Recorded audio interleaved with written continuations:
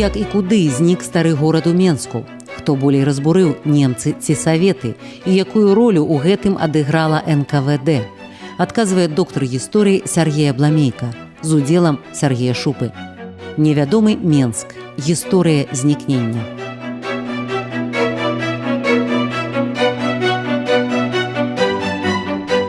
Добрый дзень, шановныя слухачы. У студыі Радыё Свабода я, Сергей Абламейка, і мой калега Сергей Шупа. Вітаю. Наш падкаст прысвечаны старому Менску. Гаворка ідзе пра маю кнігу «Невядомы Менск. Гісторыя знікнення», якая цяпер рыхтуецца да друку. І якой мы ўжо зачакаліся добра. Так, спадзяюся, сёлета. Мінулы раз мы абмяркоўвалі пільную увагу дзеячоў БНР да беларускай гісторыі, а яшчэ раней пагаварылі пра тое, як выглядаў стары горад, як у ім жылі людзі, чым яны там займаліся. Сёння пагаворым пра тое, як дзеячы БНР у 1919 годзе і ранейшыя гады звярнулі сваю увагу на Менскае замчышча і пра тое, што яны збіраліся замчышча аднаўляць і што яны збіраліся там пабудаваць. Замак, як у Вільні на гары Гедыміна. Так, трошки падсыпаць гару, паставіць наверх і будзе чудова. Можна было не падсыпаць, яна была даволі высокая, як мы з табой гаварылі. Я думаю, што да вады было метраў 15-20, як найменш. Колькі там у Вільні тая гара Гедыміна можа быць? 30, я думаю, так што 30. Можна так параўнаць. Так. Па дарозе ў студыю ты нешта згадаў пра ахову помнікаў тыя часы, як я разумею, часы польскай акупацыі, так? Так. Скажы, а раней ніякай аховы помнікаў у Менску не было? Ясна, што былі людзі, гэтым займаліся ў прынцыпе не аховай помнікаў, а клопатам пра нейкія помнікі старажытнасці, хутчэй рухомыя, чым нерухомыя, так званыя царкоўна-археалагічныя музеі. А значыць, я так сабе уяўляю, прыйшлі палякі, паглядзелі, што тут за часы расійскага панавання з'явілася шмат чаго новага, неўласцівага, непатрэбнага і вырашылі вярнуцца да вытокаў, ці нешта такое. Адназначна. Выкапаць тут дарасійскую нейкія памяткі і з імі нешта рабіць, так? Так, і з удзелам, канешне, беларусаў, якія таксама на той час канцэнтраваліся ў Менску, пра што мы гаварылі мінулы раз. Перайменаванне вуліц, вяртання да адных, гэта была толькі адна з праяваў гэтага клопату пра даўніну. Але вось летам 1919 года ў Менску разгарнулі сваю дзейнасць аж два таварыствы, якія займаліся апекай над помнікамі гісторыі і культуры. Гэта, па-першае, таварыства апекі над забыткамі землі мінскай і Менскае таварыства гісторыі і старажытнасці. У склад першага ўваходзілі, яно, дарэчы, дзейнічала як філія Варшаўскага таварыства апекі над помнікамі мастацтва і культуры. Таму часам у друку гэтую структуру нашу менскую называлі філіяй Варшаўскага таварыства апекі над помнікамі культуры. Або казалі Менскі саюз Варшаўскага таварыства апекі. Дык вось у яго ўваходзілі прадстаўнікі мясцовай польскай інтэлігенцыі і шляхты. А ў склад другога Менскага таварыства гісторыі і старажытнасці уваходзілі беларусы, у тым ліку мясцовыя абруселыя беларусы і нават прадстаўнікі расейцаў, которые жылі на той час у Менску. Тым не менш, у яго ўваходзілі і беларусы, якія ўжо мелі дачыненне да беларускага руху. Дзейнасць этого другога беларускага таварыства была сканцэнтраваная вакол беларускага гэтага настаўніцкага інстытуту, які быў тады адноўлены. І яна была амаль адразу польскімі ўладамі забаронена ўжо ў восень 1919 году. І далей яны дзейнічалі як бы паўлегальна ў рамках гэтага інстытуту. І вельмі актыўнічаў у гэтай справе адзін з кіраўнікоў настаўніцкага інстытута Всеволад Ігнатоўскі, які далучаў студэнтаў. Таксама вельмі актыўным у гэтай справе быў Антон Ніканда Трэпка, які быў намеснікам дырэктара педагагічнага інстытуту. І вось у гэтым лёсе Трэпкі, дарэчы, праявіўся трагічны лёс Беларусі, гэты падзел на беларусаў і палякаў. Бо у Антона Ніканда Трэпкі быў бацька Станіслаў. Дык вось бацька быў адным з кіраўнікоў таварыства польскага. опекі над забыткамі землі мінскай, а Антон Трэпка быў адным з кіраўнікоў менскага таварыства гісторыі старажытнасцей. Яны сварыліся, у іх быў рэзкі канфлікт і страшна пратэставаў гэты Антон, калі Станіслаў кіраваў вывазам. Калі палякі сыходзілі ў 20-м годзе, з Менску было вывезена прыблізна 500 вялікіх скрыняў, карцін, зброі і іншых музейных рэчаў. Ну, ясна, у польскіх музеях. Канкрэтна вядома, дзе ёсць нейкі вопіс, ці ў саміх музеях ёсць там, можна прасачыць іх паходжанне? Несумненна. У 90-е гады, у пачатку 90-х гадоў пры Фондзе культуры была створана камісія вяртання, якую кіраваў Адам Мальдзіс, прафесар. Яны нават выдавалі зборнікі, прысвечаныя справе вяртання гэтых помнікаў. Так дакументы пра гэта існуюць, але ясна, што вярнуць всё гэта цяжка. Але ў кожным выпадку тады ж у беларускім друку павысілася ўвага да помнікаў архітэктуры менскай і наогул да менскай даўніны. І, конечно ж, гэта звязана найперш, як я это бачу па тых часах, з імёнамі Язэпа Лёсіка і Рэмуальда Зямкевіча. Гэта праявілася яшчэ раней, калі Лёсік быў рэдактарам «Вольнай Беларусі». Яны ўжо тады вельмі шмат пісалі пра гісторыю. У 17 годзе шырока было адзначанае 400-годдзе беларускага кнігадрукавання. Тады ж з'явіліся першыя гістарычныя нарысы, і ўсё гэта пад кіраўніцтвам Лёсіка яны публікаваліся ў «Вольнай Беларусі». У 17-18 годах Лёсік жа быў і аўтарам гістарычнага нарысу «Менск», які быў апублікаваны яшчэ ў 18 годзе. І это ён тады сфармуляваў гэты тэзіс «Менск – сэрцо Беларусі». Дарэчы, можна працытаваць Лёсіка, што ён пісаў пра Менск. У цяперашні час Менск – самы вялікі горад на Беларусі і займаючы цэнтральнае становішча ў нашым краю, недарма завецца сэрцам Беларусі. Менск – цэнтр беларускага руху. Адгэтуль цяпер пашыраецца беларускі рух і беларускі друк па ўсёй Беларусі. Менск жа быў месцам, дзе адбыўся першы ўсебеларускі кангрэс, палажыўшы пачатак аднаўленню ідэі дзяржаўнай незалежнасці Беларусі.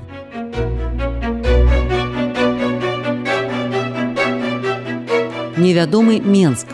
Загадкі знікнення каханага гораду абмяркоўваюць карэнныя менчукі, доктар гісторыі Сяргея Бламейка і даследчык нацыянальных архіваў Сяргей Шупа.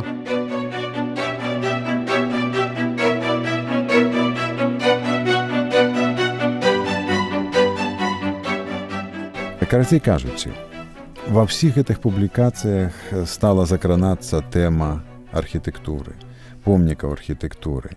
Тады ж выявіў сваю ўвагу да Менску Рэмуальд Зямкевіч. Ну, ён быў такі шалёны калекцыянер, аматар старасветчыны, і вялізныя яго калекцыі падчас другой вайны прапалі. Это да, ну яны згарэлі ў Варшаве. У кожным выпадку ўсё гэта адбывалася і ў 17 і 18 годзе і моцна пашырылася з прыходам палякаў у Менск летам 1919 года. Ужо ў першыя месяцы польскай акупацыі у Менску сталі чытацца лекцыі па гісторыі гораду менавіта, пра гісторыю архітэктуры і нават праводзіліся аматарскія экскурсіі. Гэта ўсё можна знайсці ў тагачасных польскіх і беларускіх выданнях, якія выходзілі ў Менску. Мне запомнілася, што даволі вялікі грамадскі рэзананс выклікала лекцыя Тадэуша Корзуна, які быў вядомым польскім гісторыкам на той час, жыў у Варшаве, прыехаў, але паходзіў з Менску. З Менску і напісаў цудоўныя ўспаміны сваё дзяцінства, маладосці. Это я не ведаю, ці яны перакладзены на беларускую мову. Па-мойму, перакладзены, недзе я бачыў. Цікава, што Беларусь, якую ўжо Лёсік рэдагаваў, тады газета «Беларусь» вялікі пераказ лекцый Корзуна публікавала. І вось у мяне тут кароткая цытата. Сярод старадаўніх гмахаў Менску першае месца займаюць касцёлы, якіх тут некалісь было 18. Найстарэйшым з іх была гэтак званая Вітаўтава фара, якой толькі астаткі можна яшчэ было бачыць над Свіслаччу год 30 таму назад. Шмат з гэтых касцёлаў у цяперашні час ужо не існуе. Ну, далей там дамініканскі, езуіцкі касцёл і пайшлі. І Дзе гэтая Вітаўтава фара была? На Траецкай гары. Там прыблізна, дзе цяпер помнік Марату Казею. Там, дзе оперны тэатр, там была гэтая фара Вітаўта, ну і была Траецкая царква, уніяцкая, таму так і гара называлася, і быў там базыльянскі манастыр таксама, будынкі якога, і царквы уключаныя цяпер у будынак Міністэрства абароны Беларусі. У савецкі час, калі будавалі, это быў штаб акругі вайсковай. Там была вуліца, якая называлася Белацаркоўская, бо тая царква, уніяцкая, пасля праваслаўна, называлася Белай царквой, так вуліца Белацаркоўская. Яна так наўскасяк ішла з Траецкай гары да цяперашняй плошчы Перамогі, ці круглай, як мы кажам. У тыя самыя часы ў публікацыях з'явілася крытыка царскіх пераробак і з'явіліся ідэі вярнуць першапачатковы выгляд, то есть фактычна пра рэстаўрацыю загаварылі. Вось яшчэ адна цытата з газеты «Беларусь».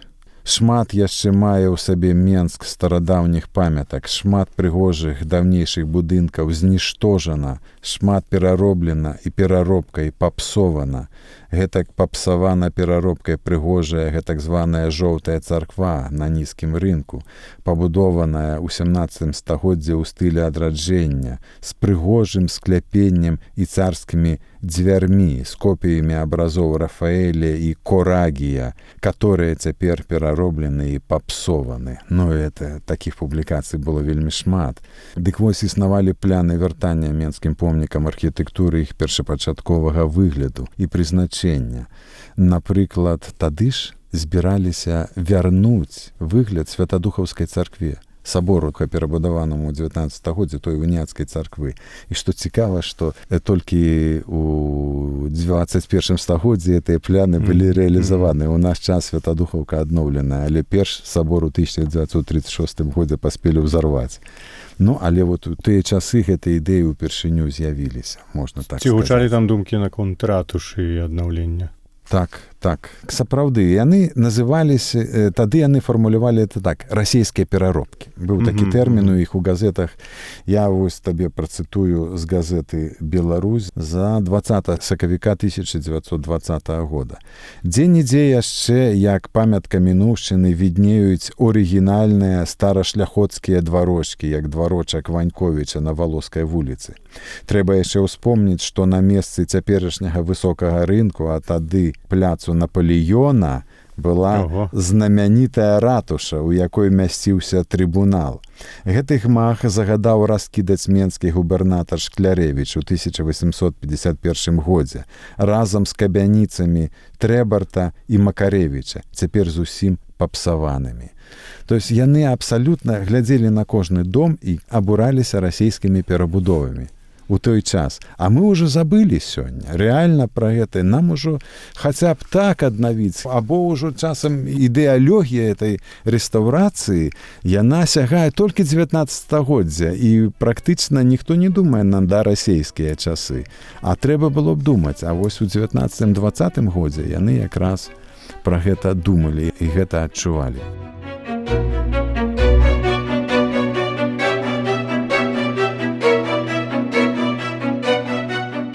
Невядомы Менск.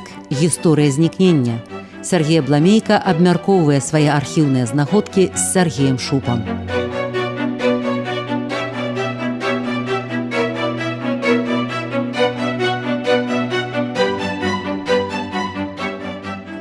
А што з замчышчам? Замчышча ж там ніякіх такіх, так сказаўшы, расійскіх пераробак там уже і не засталося. Там ужо ўсё, мабыць, разбурылася і да прыходу расейцаў. Якія там планаваліся адбудовы, надбудовы, перабудовы, вяртання, старасветчыны? Ну вось, так таму мы сёння з табой пра гэта і гаворым. Таму і існуе асобная глава у гэтай кнізе пра невядомы Менск і гісторыю яго знішчэння, прысвечаная часам БНР і Менскаму замчышчу, Менскаму замку. І тут яшчэ раз зноў скажам, што сярод тагачасных аўтараў самым актыўным папулярызатарам менскай гісторыі і менскага замчышча менскага старога горада быў Рамуальд Зямкевіч, які публікаваўся і пад сваім імем, а таксама пад імем Юрія Алелькевіча Роман Суніца. Ён напісаў некалькі тэкстаў пра Менск. Галоўны тэкст, пра які мы пазней сёння будзем гаварыць, называецца «Нарыс стары замак у Менску». Ён быў апублікаваны пад псеўданімам Роман Суніца ў 2 нумарах «Беларусі» ў лістападзе 1919 года. Трэба сказаць, што пра Менскі замак сёння мала вядома. Нягледзячы на тое, што былі і раскопкі, мы дакладна не ведаем, як ён выглядаў у самыя старыя часы. Немагчыма зрабіць рэканструкцыю, бо замчышча знішчылі, раскопкі былі вельмі на абмежаванай плошчы, існуе некалькі спробаў рэканструкцыі, адна з іх належыць Загарульскаму і Драгуну, маляваў Язэп Драздовіч, нешта. Всё гэта фантазіі. Ну, такія малююць звычайна такі з бярвёнаў, нейкі зруб такі. Это 10-12 стагоддзя датуецца. Мы не ведаем пра старыя часы, мы мала што ведаем і пра, скажам, 16 стагоддзя. І вось, дарэчы, публікацыі Рамуальда Зямкевіча шмат што нам гавораць. Сёння гісторыкі звычайна кажуць, што там быў адзін мураваны будынак. Сам замак быў цалкам драўляны, калі ў ім жылі каралі. Яны любілі жыць у Менскім замку і часам праводзілі па многа месяцаў. Але мы ведаем, што ў 50-е гады перад знішчэннем там праводзіў раскопкі беларускі археолог Тарасенка. Перад знішчэннем замчышча як такога. Так, у 1956 годзе. Калі яго зрылі, скапалі і вывезлі. Скапалі, так. І было выяўлена вельмі шмат будаўнічага друзу. Цэглы пальчаткі 15-16 стагоддзя. Это, вядома, не печкі. Некія будынкі там всё ж былі. Але калі б нават іх там не было, то ў 17-18 стагоддзі яны там з'явіліся на Менскім замчышчы, і гэта вельмі добра апісаў якраз Рамуальд Зямкевіч. У 1635 годзе, это перад гісторыяй публікацыі Зямкевіча, Варшаўскі Сойм зацвердзіў падаткі для збудавання ў Менскім замку 2 мураваных будынкаў для захоўвання кніг гродскіх і земскіх. Зямкевіч прыводзіць гэтую цытату з пастановы 1635 года і далей цытуе люстрацыю Менскага замку, зробленую скарбовым ураднікам Вялікага княства Літоўскага Савіцкім у 1783 годзе. Вось гэтая цытата.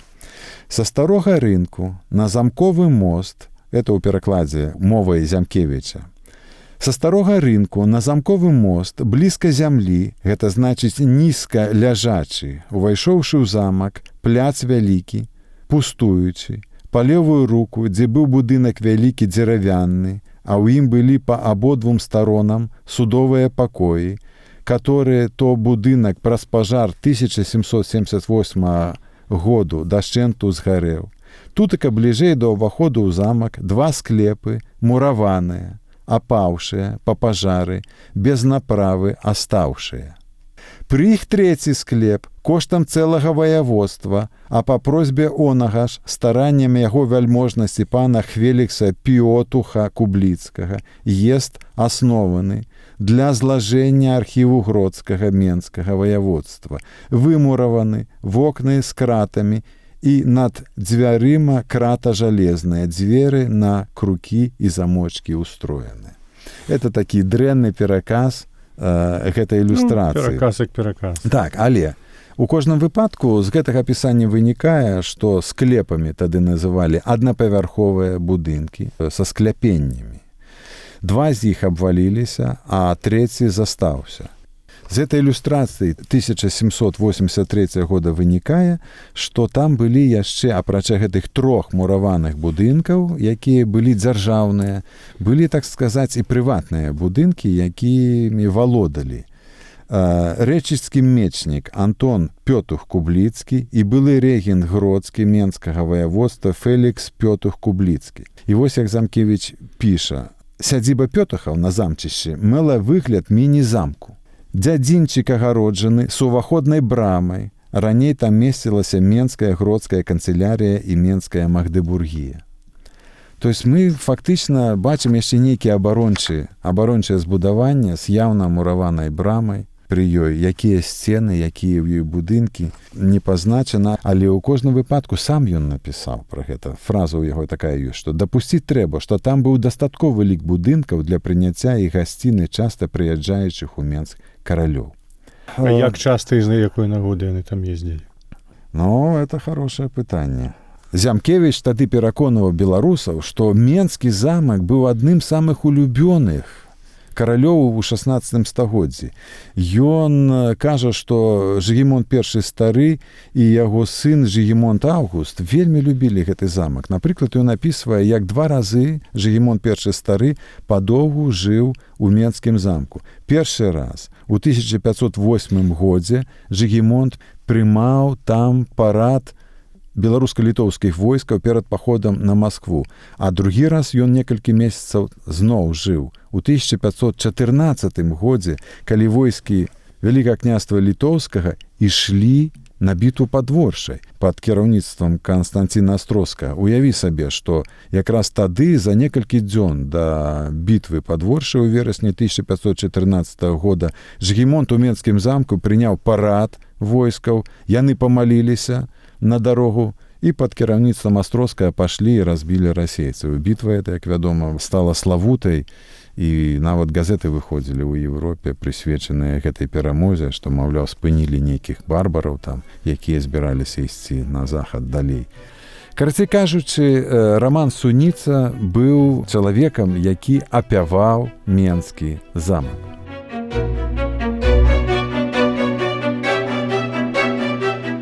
Невядомы Менск. Загадкі знікнення каханага гораду абмяркоўваюць карэнныя менчукі, доктар гісторыі Сяргея Бламейка і даследчык нацыянальных архіваў Сяргей Шупа.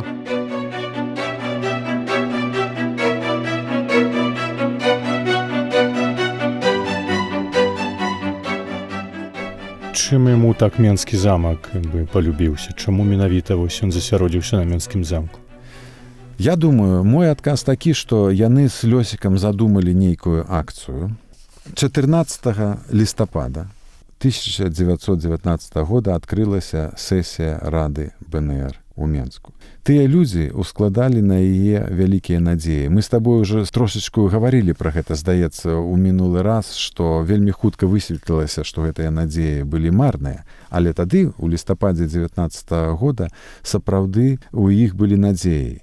Тады Рада прыняла пастанову, давай яе працытуем, каб было ясна, што настрой тагачасны. Адзначаючы радасны факт далучэння да Рады Беларускай Народнай Рэспублікі, вышэйшага нацыянальнага прадстаўнічага органу Заходняй Беларусі, Рада Беларускай Народнай Рэспублікі на першым сваім урачыстым сходзе 12 лістапада гэтага 1919 году пацвярджае пастанову сваю ад 25 марца 1918 году о поўнай незалежнасці і непадзельнасці Беларускай Народнай Рэспублікі ў яе этнаграфічных межах.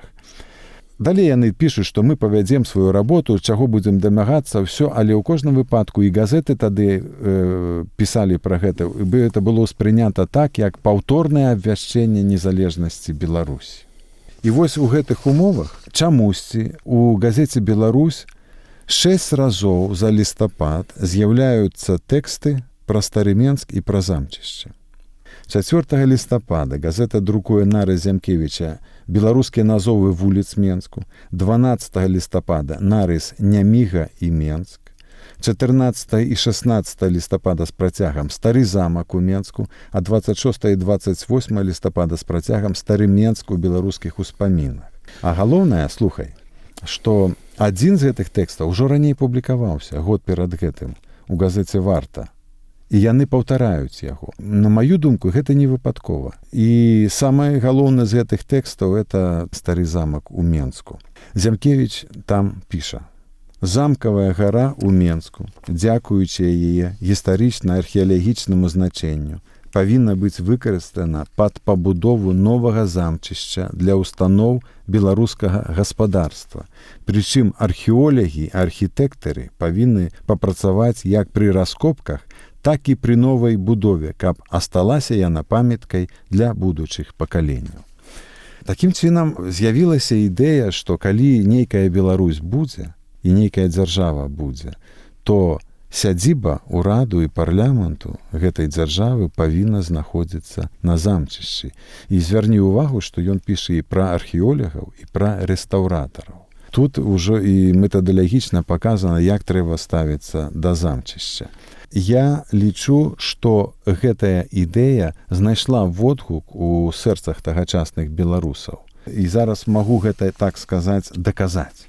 Дарэчы, пра той час Янка Купала пасля пісаў 30-е гады. У Менску закіпела праца, арганізаваўся беларускі нацыянальны камітэт, пачала выходзіць штодзённая беларуская газета, а 12 лістапада была адкрыта сесія Рады БНР. Здавалася, што ўсё пойдзе добра. Ясна, што яно не пайшло, але у мяне не выклікае сумненняў, што 6 публікацый пра стары Менск і пра замчышча у лістападзе былі прымеркаваныя да гэтай Рады БНР і засталіся сведчаннем такіх надзеяў, нязбытных, якія не збыліся, але засталіся. І вось што цікава. У тыя часы ў Менску жыў Язэп Драздовіч, вядомы беларускі мастак, які маляваў Менск. І от глядзі, верхні горад у архітэктурна-мастацкім сэнсе у тыя часы яўна быў непараўнальна больш цікавы і прывабны для любога мастака, чым замчышча. Бо это квадратны рэнесансны рынкавы пляц, 5 храмаў, 6 кляштараў, езуіцкая вежа з гадзіннікам. Это, конечно, больш удзячная натура для любога мастака. І тым не менш, у канцы 19-го, пачатку 20-го года Язэп Драздовіч стварае толькі адзін малюнак высокага места і 5 малюнкаў замкавай гары і яе ваколіцаў. А да гэтага трэба дадаць яшчэ 2 ягоныя рэканструкцыі крывіцкіх гарадцоў, так званых, у якіх пазнаюцца Менскі замак 11-12 стагоддзяў і яго брама, а таксама фотаздымкі Язэпа Драздовіча, дзе ён сфотаграфаваны пад замкавай гарой ля вусця Нямігі і ля вытокаў Нямігі, але ніяк не на верхнім горадзе, так?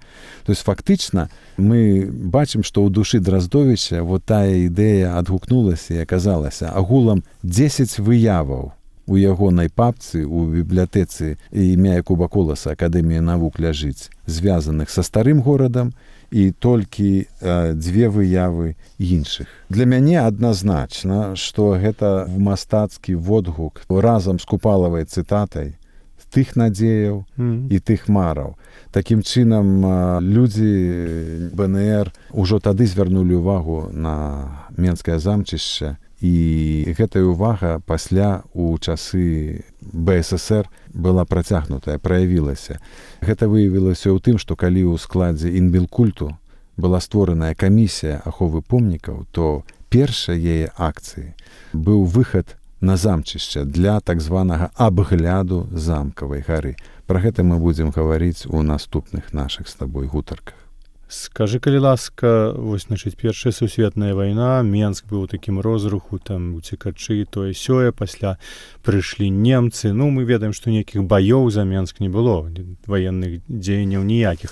Але ці былі нейкія змены, разбурэнні на замчышчы, вось менавіта ў гэтыя часы Першай вайны і нямецкай акупацыі, бальшавіцкай акупацыі, польскай акупацыі. Польская акупацыя, як я разумею, найбольш уважліва ставілася да такіх нейкіх старадаўніх памятак. Але вось як замчышча прайшло праз вось гэты цяжкі перыяд недзе паміж 14 і, скажем, 21 годам? Было некалькі пажараў, разумееш? Некалькі пажараў, і ў тым ліку, калі палякі адыходзілі, то 11 ліпеня ўзнік вялікі пажар на Менскім замчышчы, і тады пацярпелі будынкі найперш вуліцы і Старамясніцкай, і Новай Мясніцкай. І пра гэты пажар пісалі пасля, палякі абвяргалі, яго звязвалі з пагромам, маўляў, рабавалі проста габрэяў, падпальвалі. Пажараў было некалькі ў час польскай акупацыі. І якраз тады замчышча пацярпела. Я сказаў наадварот, што, мабыць, калі прыйшлі палякі, яны да старасветчыны ставіліся неяк ашчадней, а выходзіць, што наадварот. Адна справа ахова помнікаў, як такіх, а другая справа вайскоўцы, якія нешта рабуюць і падпальваюць. Менчукі сцвярджалі ў 20-е гады, што палякі наўмысна падпалілі Менск. Гэтыя згадкі можна сустрэць ва ўспамінах шматлікіх тагачасных жыхароў Менску. Пра гэта згадвалі дочкі беларускіх пісьменнікаў. Пра гэта пісаў беларускі мастак Яўген Ціхановіч у сваіх успамінах. Па-мойму, дачка Гарэцкага. То есть гэта вядомая рэч. Палякі сёння, гісторыкі польскія, не згодныя з гэтым. У Беларусі гэта была агульна вядомая рэч у 20-30-е гады, што адыходзячы палякі падпалілі Менскі, найперш стары горад.